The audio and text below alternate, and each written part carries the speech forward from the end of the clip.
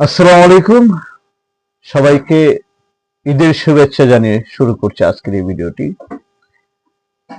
আপনারা জানেন যে আজ কুরবানি ঈদ, ঈদুল আজহা।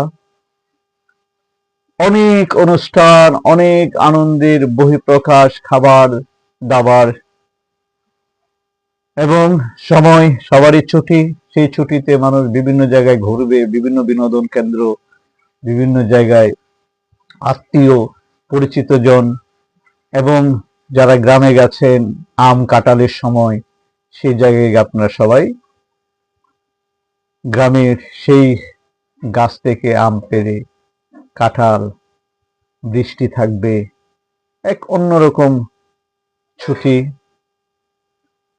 তারপর কুরবানি কুরবানি দিবেন যারা কুরবানি নিয়মে।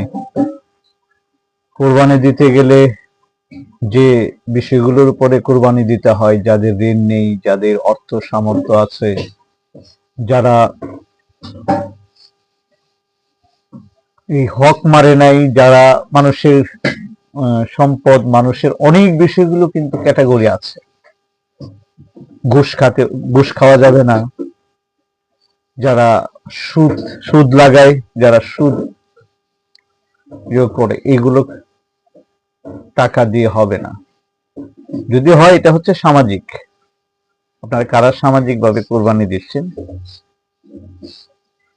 সামাজিক ভাবে আরো কয়েকটা কারণ আছে। যারা সামাজিক ভাবে কোরবানি দেবে সমাজকে দেখানোর জন্য, তারা কোরবানি মাংসগুলো তিন বন্টন করতে হয়। একটা আত্মীয়, এটা আমার মায়ের কাছ থেকে, আমার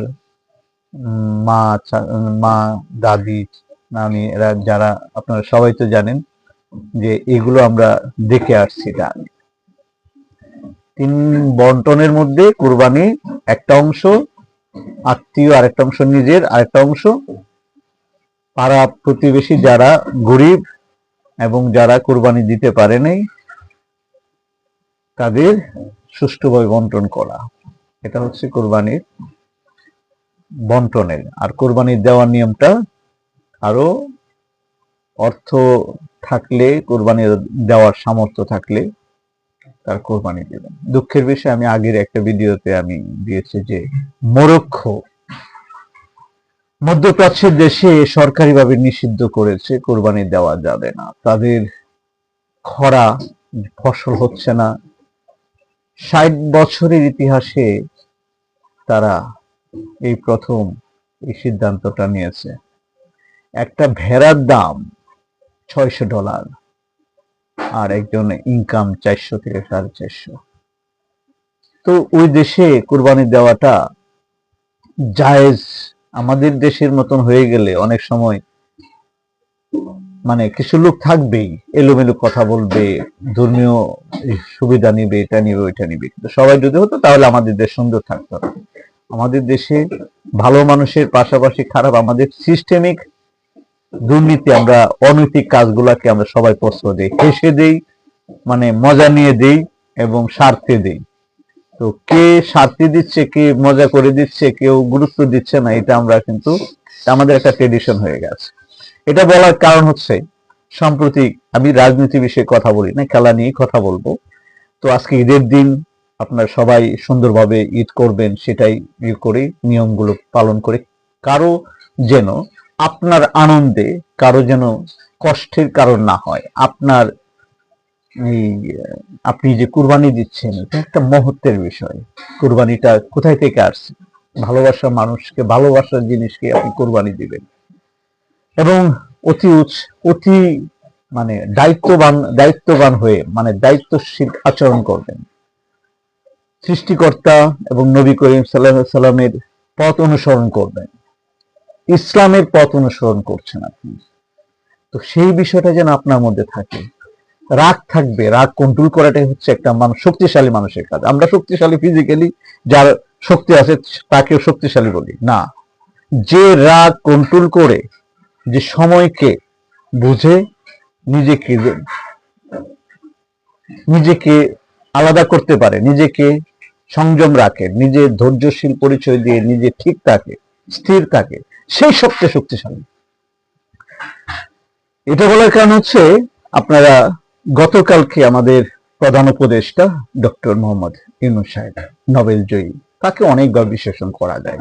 আবার যারা স্বার্থের জন্য তাকে সুদখোর বলছেন, কেউ বলছেন মানে আমি যখন আঙ্গুরটা আমি খাবো তখন এটা মিষ্টি, আমি যখন আঙ্গুরটা আমার সমস্যা আছে হয়তো কোনো রকম ভাবে করতে সেই আঙ্গুরটা তখন টক হয়ে যায়।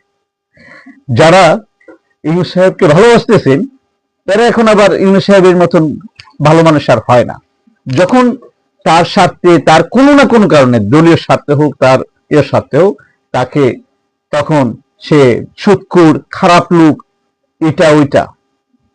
এটা ভাই একজন সুস্থ মানুষের কাজ হতে পারে না, একজন জ্ঞানী মানুষের কাজ হতে পারে না, একজন মেধাবী মানুষের কাজ হতে পারে না। অতএব এই দেশটাকে সবাই ওন করবেন। উনি কিন্তু এই যে নির্বাচন ব্যবস্থার কথা, উনি কিন্তু একটা সিস্টেমে আসছে। জানি না আমাদের এটাকে আমি আবার অনেক তর্ক বিতর্ক হবে, হ্যাঁ হতে পারে, আমার দেশের স্বার্থে যেন হয়। মানে একজনকে তার ভুলগুলা ধরবো, তাকে সম্মান দিয়ে, এবং তার পজিশন, তাকে সেই জায়গাটা, যে গত গভর্নমেন্টের যে ছিল তার আসনটা, এর আগে আপনারা দেখেছেন গত গভর্নমেন্টের লোকগুলো সাধারণ একজন ব্যক্তি, জিয়াউর রহমান সাহেবকে নিয়ে, খালেদা জিয়াকে নিয়ে, তারেক রহমানকে নিয়ে, একটা দলের প্রধান, একজন ভারপ্রাপ্ত, তাকে নিয়ে যারা ইচ্ছা ভাবে কথা বলছে। কেন? আমরা কি শিষ্টাচার ভুলে গেছি? পৃথিবীর মধ্যে আমরা কিন্তু গরিব, অর্থনৈতিকভাবে দুর্বল, কিন্তু আমাদের কিন্তু একটা কদর আছে, আমাদের একটা সম্মান আছে, আমরা আত্মীয় বন্ধন, আমরা মানুষকে ভালোবাসতে পারি, মানবিক, আমরা সম্মান করতে পারি। তাহলে আমরা এটা করছি কেন? যে রিসেন্টলি দেখেন গত গভর্নমেন্টের শিক্ষাটা যারা 17টা বছর আন্দোলন করে গেছে তারা তো দেখেছে 5ই আগস্টে তাদের কি রকম, এখনো তাদের বিচার হয়নি, তারা কে কিভাবে কথা বলছে, কে কি পর্যায়ে আছে, টাকা পয়সা হাজার হাজার কোটি টাকা সত্ত্বেও তারা কোথায় আছে, তাদের জীবনযাপন কি। এইবার অনেকেই কুরবানি দিতে পারছে না, তারা এরপরে আশা করছে।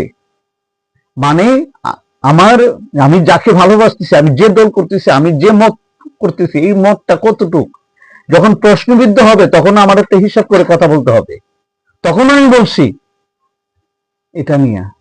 তাহলে যখন আমরা নিজেরা মেধাবী না, আমরা যখন ঠিক না হব, তখন আমাদের প্রতিনিধি, আমাদের রাষ্ট্র কখনো ভালো হতে পারে না। আমি সিগারেট খাচ্ছি, আমার সন্তান, আমার আশেপাশের লোকদেরকে যদি বলি এই তোমরা সিগারেট খেও না, তখন এটা সাধারণ উত্তর আসবে, আপনি খাচ্ছেন, আপনার সমস্যা না, আমরা খালি সমস্যা। তখন অনেক প্রশ্ন খুব আসতে পারে।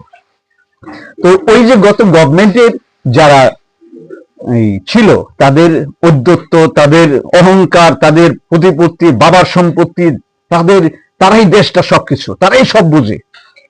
কিশোর গ্যাং থেকে শুরু করে কত কিছু সমাজটাকে তছনছ করে দিয়েছে। কেউ ভারতপন্থী, কেউ পাকিস্তানপন্থী। কেন? এই দেশ আমাদের, এই দেশটা কারো বাবার না। আমরা কেউ কাউকে ফেলে দিয়ে, কেউ কাউকে হত্যা করে, কেউ কাউকে এড়িয়ে গিয়ে এই দেশ গড়া যাবে না। প্রধান উপদেষ্টা বলেছে। আপনি যে কথাটা বলতে চাচ্ছিলাম, বরকতুল্লাহ বুলু সাহেব এবং দুদু সাহেব, ওনাদের মেন্টালিটি, আমরা একটা সময় টক শোতে দুদু সাহেবকে যেভাবে অপমান করেছিল আওয়ামী লীগের যারা গত গভর্নমেন্টের, তখন মনে করেছিলাম আরে তো ওনারা তো দেখেছে এটা। এবং ওনাদের যে আমরা যাদেরকে বলতেছি দুদু সাহেব এবং বরকতুল্লাহ বুলু সাহেব, বলছে তারেক রহমানের নাম নিলে নাকি উনি উজু করতে হবে। কেন রে ভাই? এগুলো আপনার বলে আপনাকে বলছে তারেক রহমান? অতি উৎসাহী। এই যে এবার খালেদা জিয়ার নামে একটা গরু নিয়ে আসছে, খালেদা জিয়া, সে যে এত ইয়েতে ছিল, তাকে তার বাড়ির সামনে বালুর ট্রাক এটা ছিল, কোথায় ছিল? আপনারা কোথায় ছিলেন? তেল মারা, হ্যাঁ, এই ধরনের তেল মারা বন্ধ করেন, বুঝছেন? এটি খুব খারাপ চিন্তা যে এই তেল মারা এগুলা সময় আসলেই চলতি নৌকায় উঠে যান, চালাক বুদ্ধিমান, এটি খারাপ চিন্তা ভাবনা মানুষ। বরকতুল্লাহ বুলু সাহেব আবার দুদু সাহেব কি করলেন, যে একটা দলকে টার্গেট করে হোক, এটি বলবেন কেন? আপনাদের কথা মানুষ শুনতে চায়, আপনারা নেতা, আপনারা রাজনীতিবিদ, একটা দেশের প্রতিনিধিত্ব করতেছেন। এমনি দেশের নেতা নেই, আমরা মেধাবী লোক নাই। আমাদের নোবেল জয়ী ডক্টর ইউনূস সাহেব কি, উনি কি রাজনীতি ইচ্ছা করে আসছেন নাকি যে ইন্টারন্যাশনাল মাঠে খেলে? উনি জাতীয় খেলতে খেলার জন্য, জাতীয় দলে আসার জন্য উনি চিন্তা করে না। উনি একটা লেভেলের মানুষ। ওনার সম্বন্ধে কথা বলতে হলে হিসাব করে কথা বলতে হবে। উনি কি দল করেছেন? এই জন্য বলতেন, অনেক বছর ধরে শুনে আসছি যে দেশে গুণীদের সম্মান হয় না, সেই দেশে গুণী তৈরি হতে পারে না। দেখেন চলচ্চিত্রে শাকিব খান, ওনাকে নিয়ে ডিসির মানুষ যা ইচ্ছা তাই বলে। কেন বলবে? উনি 5-6টা বছর ওনার ছাড়া, মার্কেট ছাড়া উনি সিনেমার জগৎটা ভালো থাকতো না। আজকে তাণ্ডব আসছে, এদিকগুলা যে এখনো যে আছে, বেঁচে আছে, তার সে কর্ম দিয়ে, সে কথা কম বলে। তার নিয়ে যে ধরনের কন্টেন্ট বানায় সেগুলা নিয়ে মাথায় কামায় না। ডক্টর ইউনূস সাহেব বলেছে, আপনার কথা বলেন। আমরা বাঙালি, আমাদের কালচারটা এটা যে আমরা সারাদিন আপনি না খাওয়ান, কিন্তু আমাদের কথা বলার সুযোগটা দিয়েন। কথা বলতে গেলে আমাদের হিসাব করে কথা বলতে হয়। বড় সমস্যা হচ্ছে আমাদের দেশে শিক্ষিত যারা দাবি করি, যারা এলিট শ্রেণী, যাদেরকে আমরা একটা জায়গায় সম্মান করি, তারাই খারাপ কাজটা করতেছে, তারাই এই উদাহরণগুলো সৃষ্টি করতেছে। দুধু সাহেব বলছে যে যদি মূত্র করে তখন ভেসে যাবে। এগুলা কিসের অহংকারী? আপনি কি রিসেন্টলি এর আগের গভর্নমেন্টের কথাবার্তা শুনেন নাই? আপনি শিক্ষা নেবেন না? আপনি আবার আপনি কাদের কেউ করবেন? আপনি নিজেকে নিজে কন্ট্রোল করতে পারেন না, আপনি পরিবার কন্ট্রোল করতে পারেন না, আপনি রাজনীতি দল কন্ট্রোল, আপনি নেতা হবেন কি করে? একটা দলকে তো 12টা বাজাচ্ছেন। আপনারা কি করছেন? জিয়াউর রহমান সাহেব যে কাজটা করেছে, এই খালেদা জিয়া যে কাজটা করে গেছে দলের জন্য, আপোষহীন। উনি কখনোই আপোষ করে নাই। এখন যদি উনি ভালো করে থাকেন, আপনারা তো তার নষ্ট করেছেন। তারপরে তারেক রহমান, উনি এখনো আসতে পারে নাই। উনারে কি বোঝাচ্ছেন? উনি কার সন্তান? জিয়াউর রহমান সাহেবের সন্তান, সাবেক প্রধানমন্ত্রী খালেদা জিয়ার সন্তান। রেসপেক্ট দিয়ে ইয়ে করেন, তাকে বিক্রি করেন না, একটু বুঝে শুনে করবেন। আর আজকে যাদের নিয়ে কথা বলছে, আপনারা যারা শুনছেন, তারাও নিজেদের কন্ট্রোল করেন। আমি জ্ঞানী না, আমি এটা খুব খারাপ লাগছে, কারণ আমি জ্ঞানহীন মানুষ। আমি বলছি কেন, আজকে আমি যারা আমার এই কথাগুলো শুনছেন, আমার কথাটা যদি সত্য হয়, আপনারা এগুলো কমেন্টের মাধ্যমে আপনারা জানান। বরকতুল্লাহ বুলু সাহেব, তার কোনো নাম নিলে উজু করতে হবে। এবার শেষে কি বলেছেন উনি? যে আমাদের উপদেষ্টা ডক্টর ইউনূস সাহেব, উনি খ্রিস্টান হয়েছিলেন, কোন সময় মুসলমান হয়েছেন? কারণ এটা নিয়ে ধর্ম নিয়ে ব্যবসা করা যায় দেশে। হ্যাঁ, আপনি আর কোনো কিছু করতে পারেন নাই। যাক, আমরা সবাই নিজেদেরকে নিয়ে ভাবি, নিজেদের ভুল ত্রুটি নিয়ে ভাবি। একজন ভুল করেছে, সে তার দলে থেকে বিএনপি তাকে একটা নোটিশ করেছে। অন্য দলে যারা আছেন, যারা সবাই ভাববেন এই দেশটা আমাদের, আমি দল করতে পারি, আমার দলে ভুল হতে পারে, আমি দল করা অপরাধ না। অপরাধ হচ্ছে আমার দ্বারা একটা অন্যায় জানার পরে আমি তাকে সমর্থন করা, এটা হচ্ছে ভুল, এটা হচ্ছে খারাপ। একটা নাগরিকের কাজ না। সুনাগরিক হন, দেশপ্রেমিক হন। ব্যক্তির চেয়ে দল বড়, দলের চেয়ে দেশ বড়। সবাই ভালো থাকেন, ঈদ উদযাপন করেন, সবার সুস্থ কামনা করে বিদায় নিচ্ছি। তারপরে একটু খেলার, যেহেতু আমি খেলার বিষয়ে কথা বলি, হামিদুল এবং সমিত সোমকে প্রশ্ন করা হয়েছিল বাংলাদেশের ব্যাপারে। তিনি বাংলাদেশের এই বর্তমানে দলের এইগুলোর উপরে উনি খুব খুশি। উনি বলছে বাংলাদেশ ভালো করার ক্ষমতা রাখে। তিনি কানাডা জাতীয় দলে প্রতিনিধিত্ব করেছে। তো আমাদের সম্ভাবনা অনেক জায়গা আছে, আমরা ধ্বংস হওয়ার সম্ভাবনা ছিল। আমাদের এই যে মরক্কোর কথা বলছি, সে দেশে রাষ্ট্রীয়ভাবে কুরবানি নিষেধ দিয়েছে, কারণ তাদের অর্থনীতি সংকটে পড়েছে। আমরা ভালো আছি, আমরা সবাই নিজের ভুলের কারণে যেন পরবর্তী প্রজন্ম এটার সমস্যা না পড়ে। সবাই ভালো থাকুন, সুস্থ থাকুন। সবাইকে ঈদ মোবারক। আসসালামু আলাইকুম।